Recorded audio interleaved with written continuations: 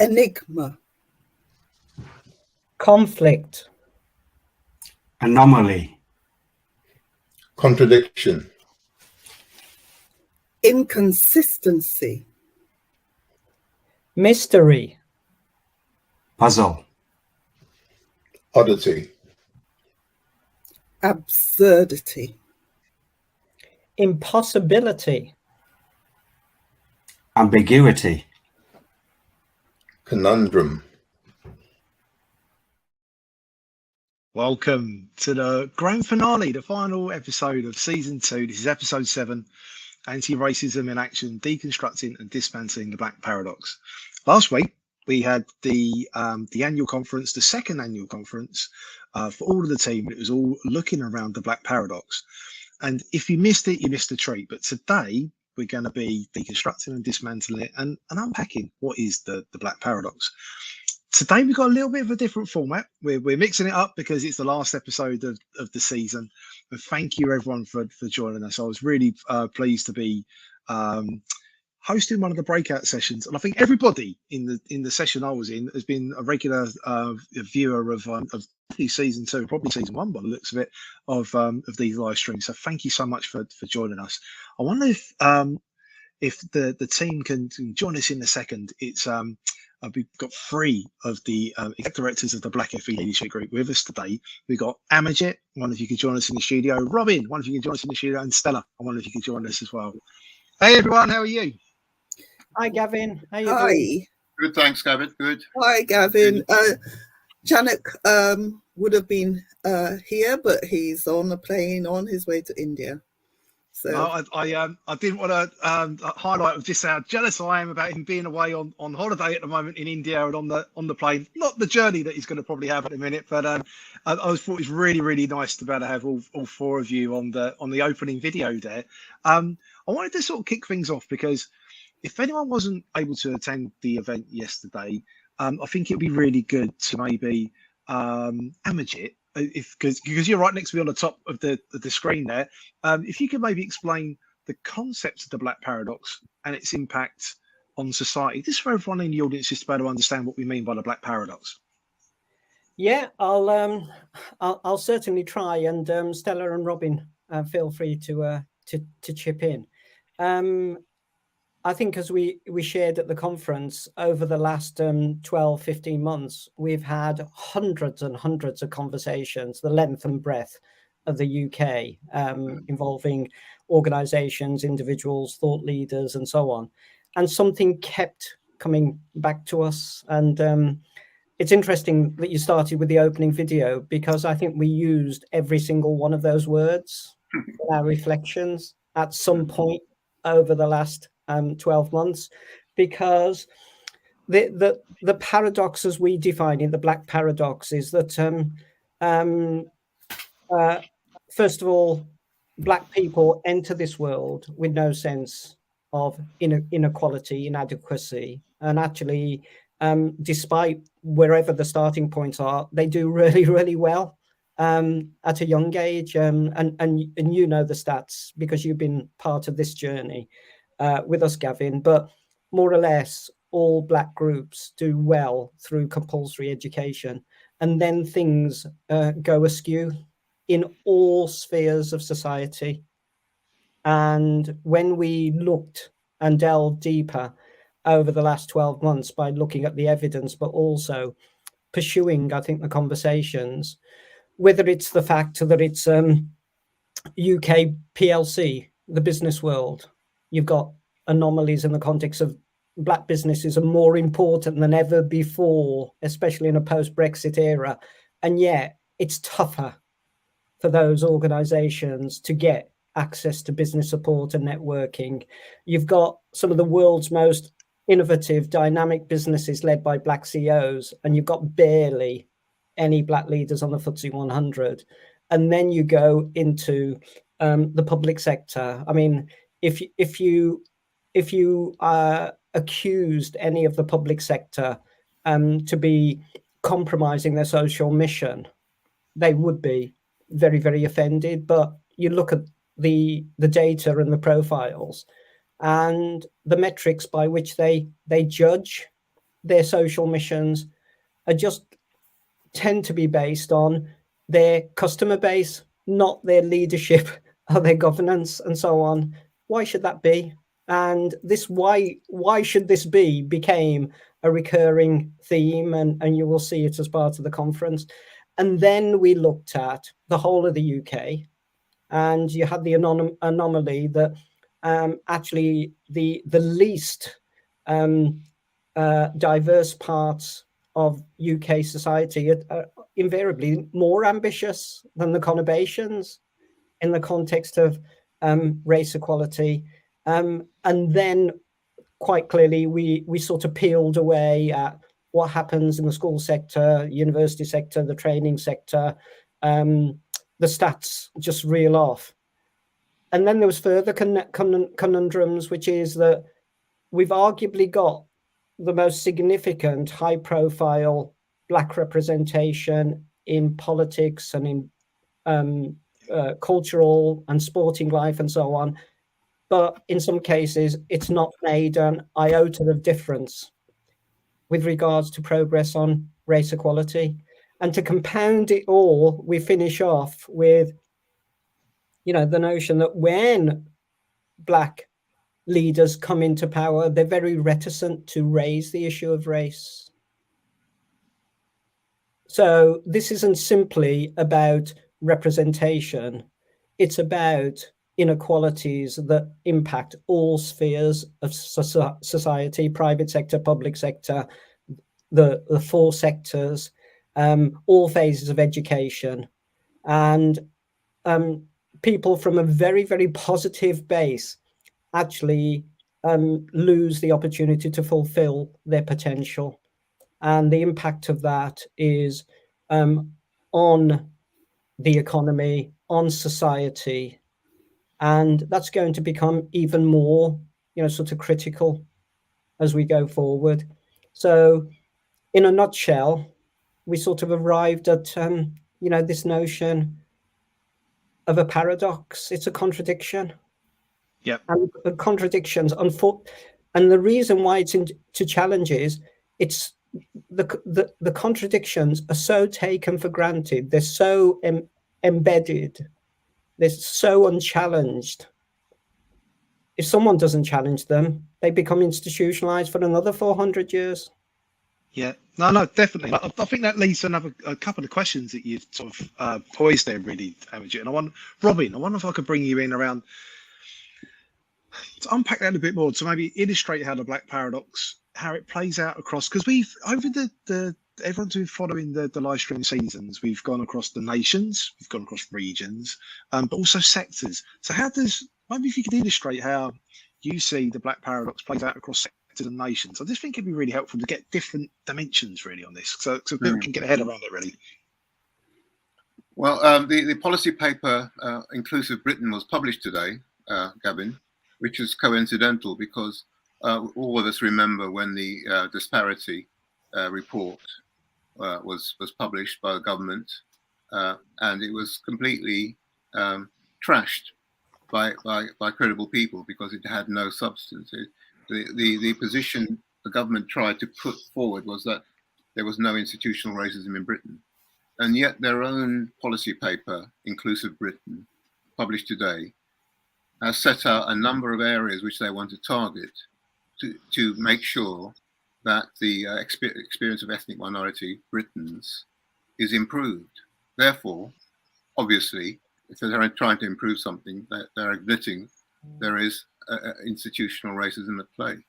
So, for example, let's take the biggest area of interest in the last 2 years since COVID hit us, the National Health Service. The National Health Service has two challenges: an underrepresented workforce, not reflecting modern Britain, and also it has quite clear evidence that COVID has hit minority ethnic communities hardest, especially those from South Asian backgrounds. So one of the key aims of the Inclusive Britain report is to find out why that is. And to me, it's almost a bit like this sort of Sir Humphrey approach to government.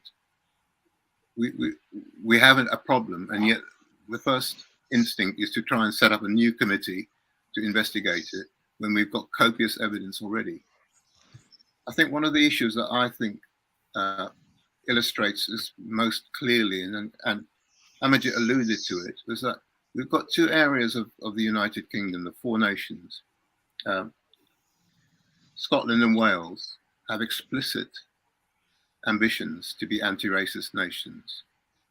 And we at the BLG are working with the Welsh government on focusing on further education to put together, well, not to put together, but to help them understand better the race equality action plan they need to achieve that. So there we have two areas which are amongst the least ethnically diverse in the country, leading the way on tackling this, because it's not just a numbers issue, it's a culture issue, and they understand that if government isn't in the lead, nothing will change. So I hope that gives a flavour of where we're at. We know that there are lots of other pieces of evidence, but I think the NHS is the real sharp focus for us because of the last 2 years of trauma for the whole nation. Yeah, no, Stella, you've been so patient. I wonder if I could bring you in as well. I think Robin raised a really good point around nations, regions, but also sectors, organisations, and individuals. What do you see as the main challenges of the Black Paradox and how these can impact nations? Because we very recently had, like Robin saying, around Scotland and Wales. Northern Ireland was just the previous episode. I've really enjoyed that episode. And what do you see as the main challenges, nations, regions, sectors, organisations, and individuals in sort of moving forward for the Black Paradox, Stella? Okay. Thanks, Gavin, for that. I'm going to take this in a different direction, because our conference last week was showcasing those who are actually challenging the Black Paradox, who are saying this must not be, and who recognise or who have come along come along with us on this journey, and who are now presenting challenges. And we showcased some of these at the conference last week. We had Vaughan Gethin, who's the Minister for the Economy from Wales, who was our keynote, who gave the keynote address, who spoke powerfully about why was that in response, the question that the paradox, why it is that Wales is leading the way. He said, yes, we are a small country, but we recognise that racism exists. And he spoke powerfully about what they were doing, about the action plan that Robin has already alluded to. He talked about being a black, minister and a black politician, and standing up to be counted, and what he is actually doing in office as being part of this.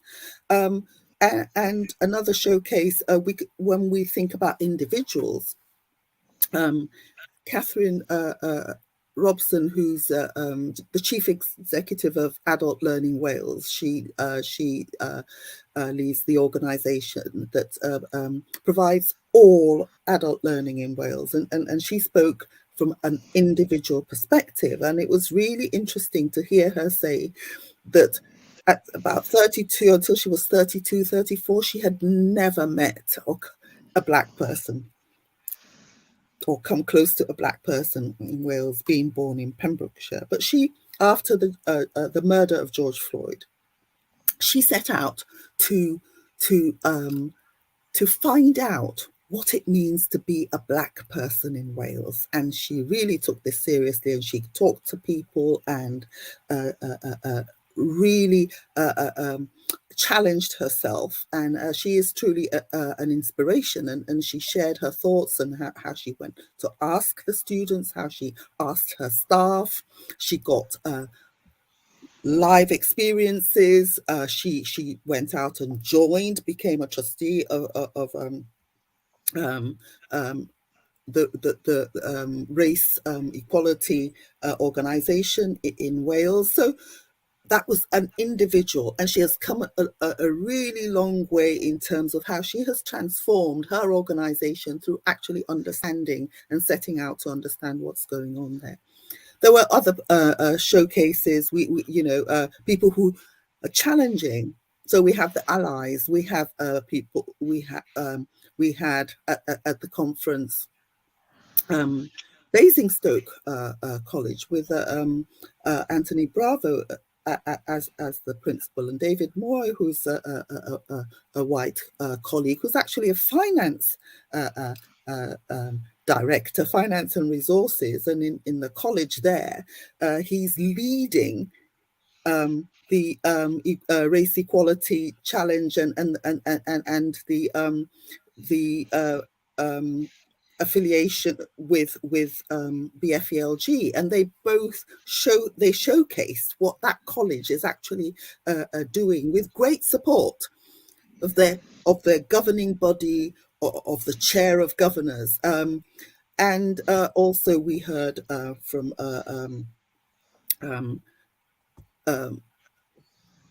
college, Audrey Cumberford, who you remember, Audrey and Jim Metcalf. They were on this.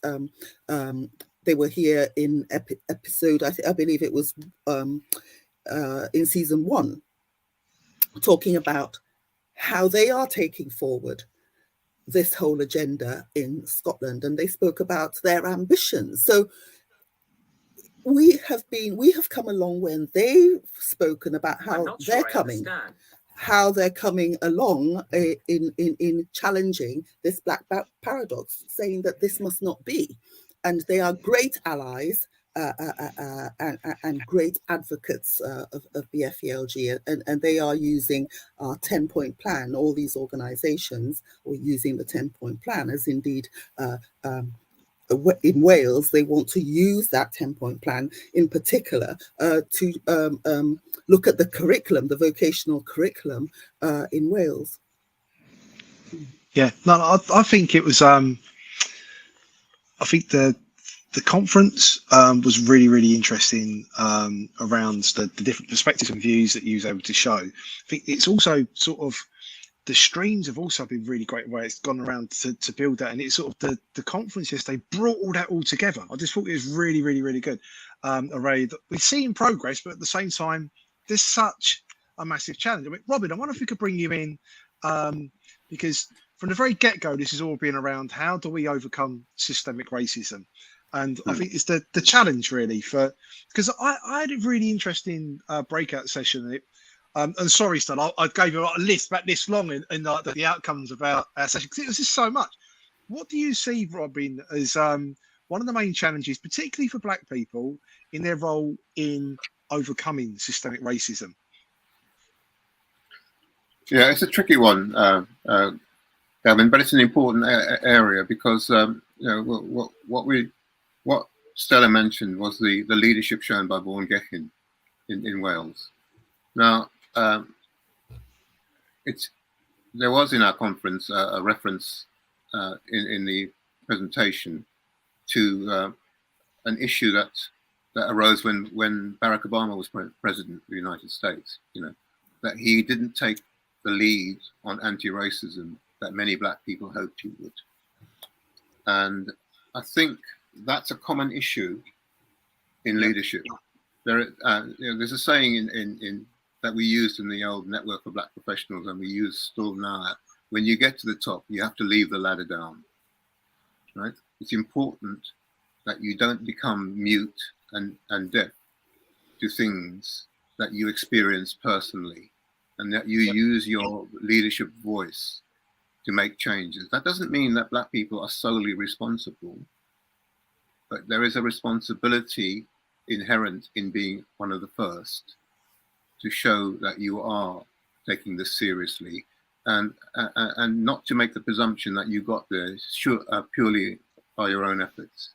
So I think one of the challenges for Black leaders in particular, and that's leadership at all levels really, is that you have to remember that the challenges you faced on your way up will be faced by people following you, and you need to be part of providing support and solutions, and challenge as well. You need to challenge the status quo.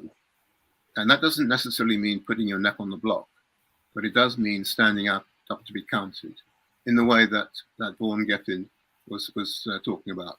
You know, you're not going to solve the problem on your own, but collectively, and that's why the Black Leadership Group is so important. You know, we do provide a collective voice so that people don't have to take personal risk. But the bottom line is that with our allies, with our white allies, we want to change the status quo, and it's not going to be done without showing a bit of courage. Yeah, 100%. Yeah, and I think, yeah, go on, Stella. I was just going to jump in there because at the conference, and it was really interesting that there's this theme about Black people didn't create the system. So it's the white people who created it that need to dismantle it. And then there's another theme that says, Black people, you need to dismantle this. That in itself is a paradox, because, you know, everyone's saying, well, whose responsibility?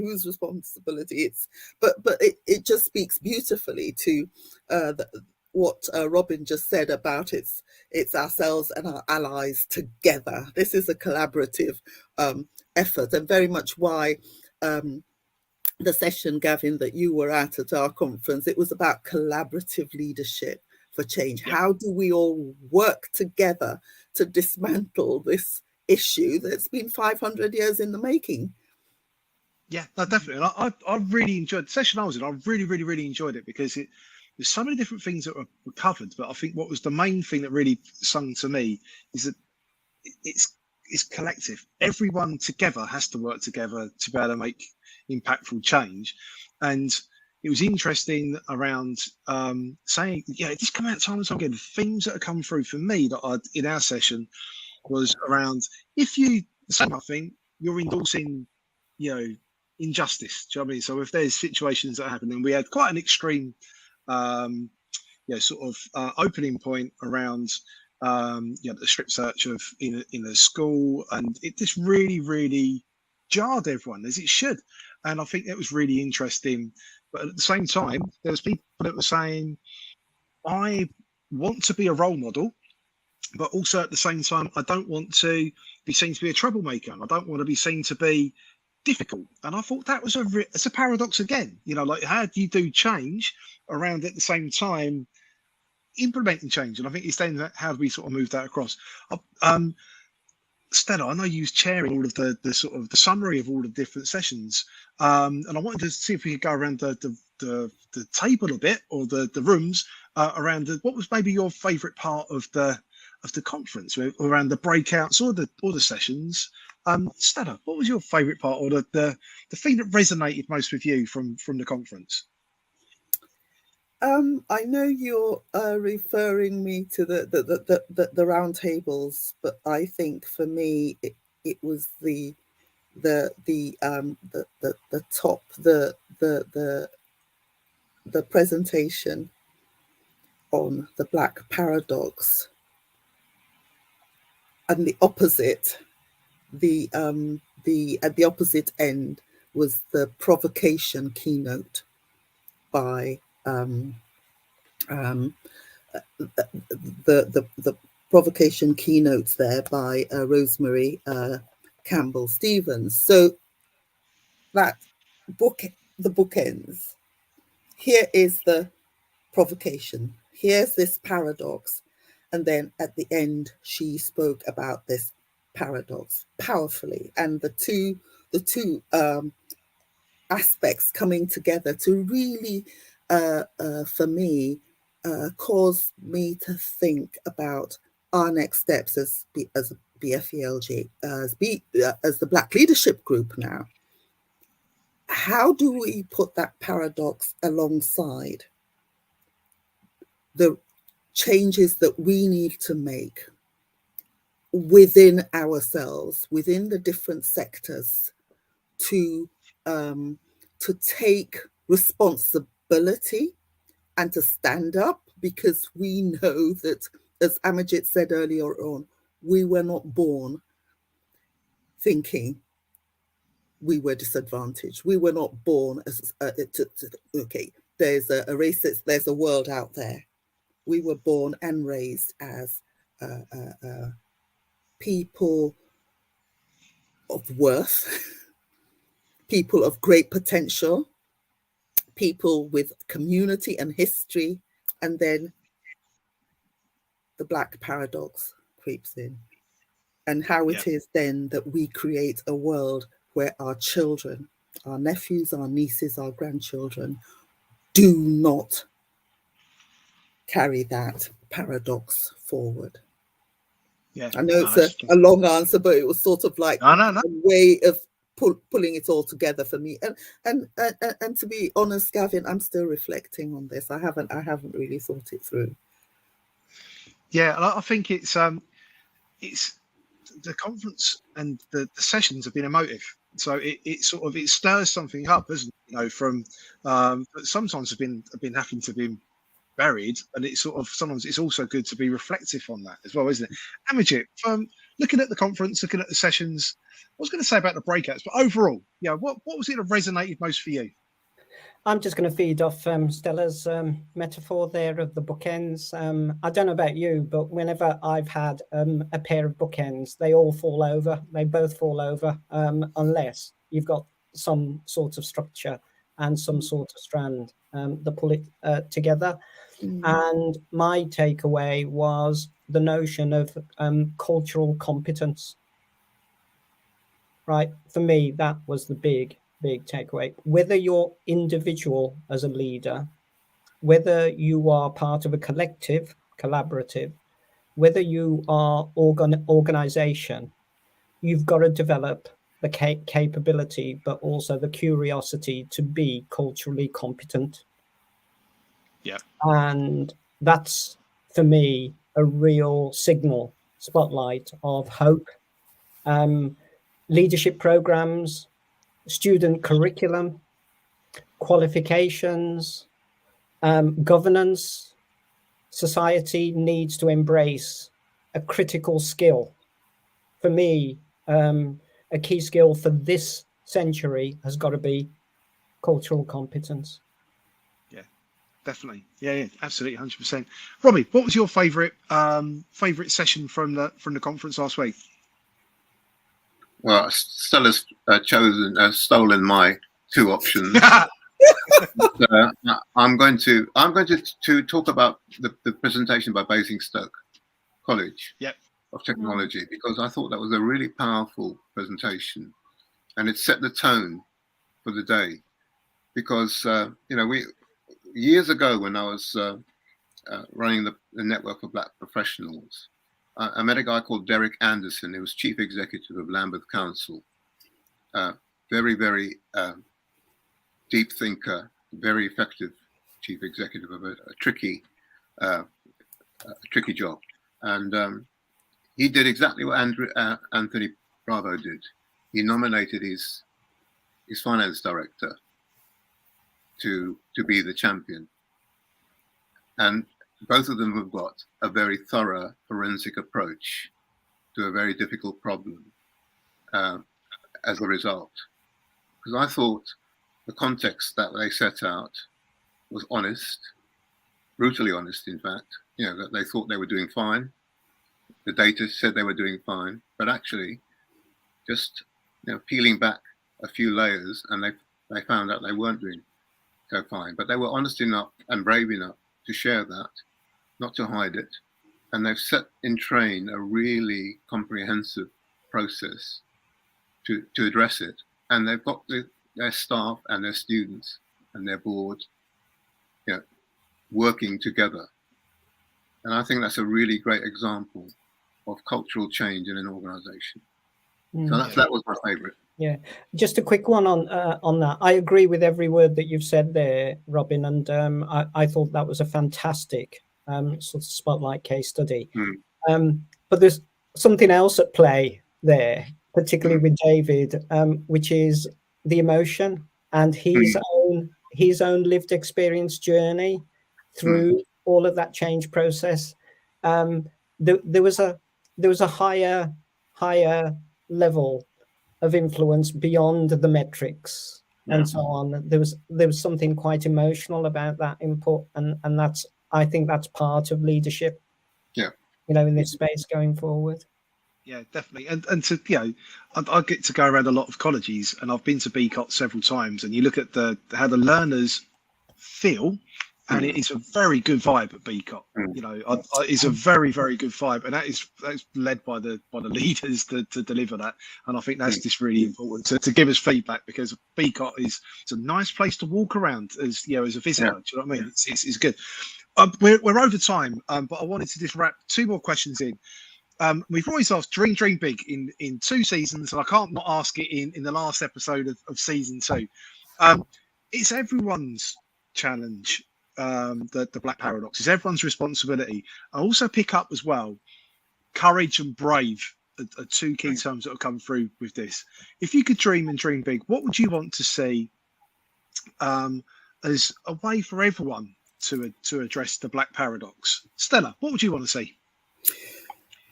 Right, Gavin, our next step with the Black Leadership Group, or one of the objectives, is to create the Institute for Black Leadership.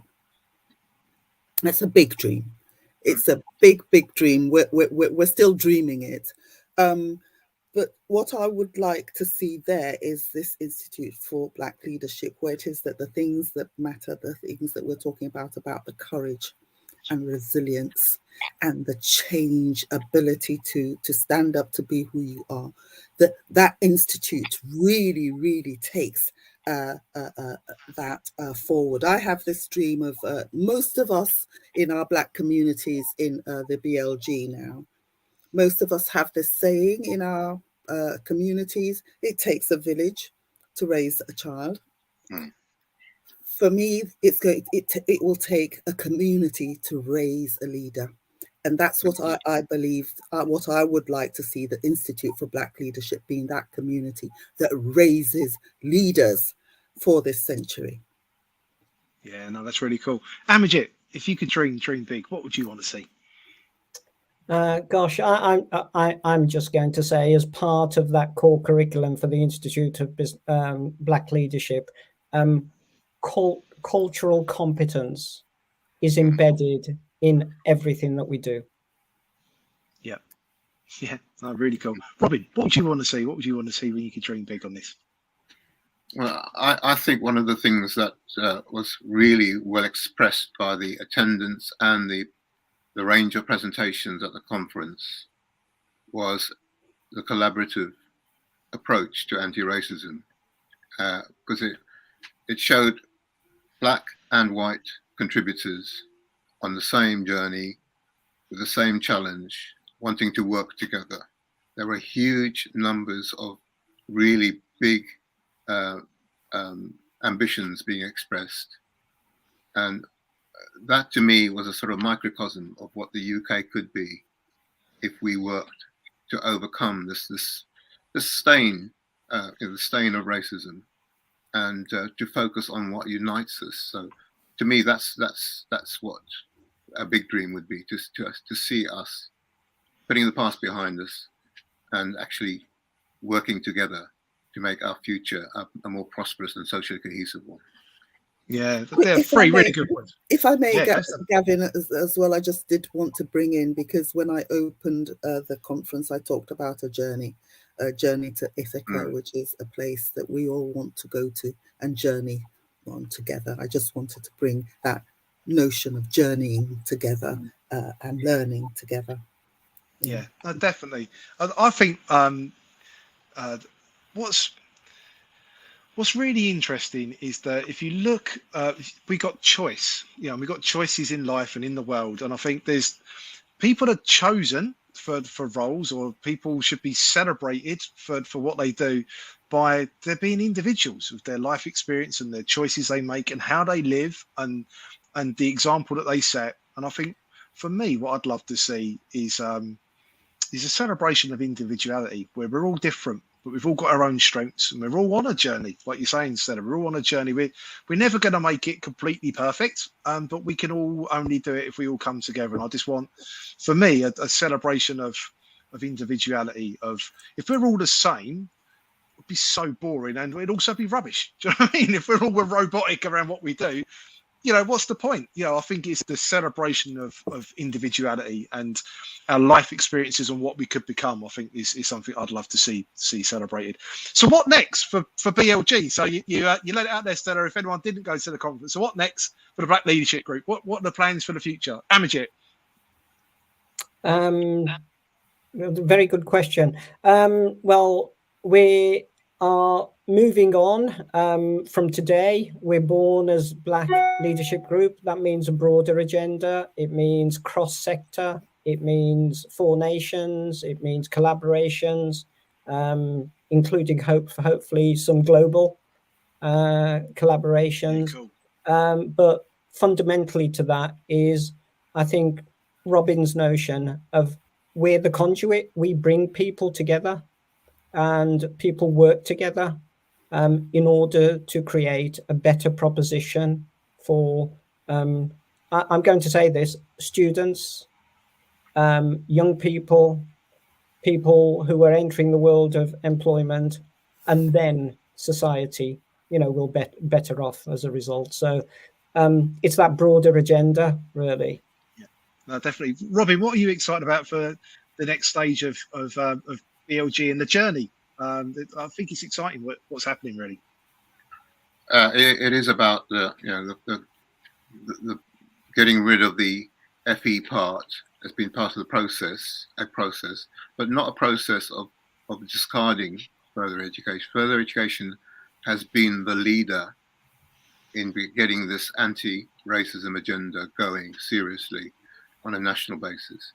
So that's a source of pride and something we should never lose sight of. And that leadership will be needed as we develop the capacity and the potential of the Black Leadership Group. It's going to be a lot of hard work, and we want more people to share the load. But that's the exciting part. The potential is huge. It's almost unimaginable. But it's so exciting that it keeps old codgers like me going, Gavin. Stella, how about you? What are you excited about for the next stage of BLG?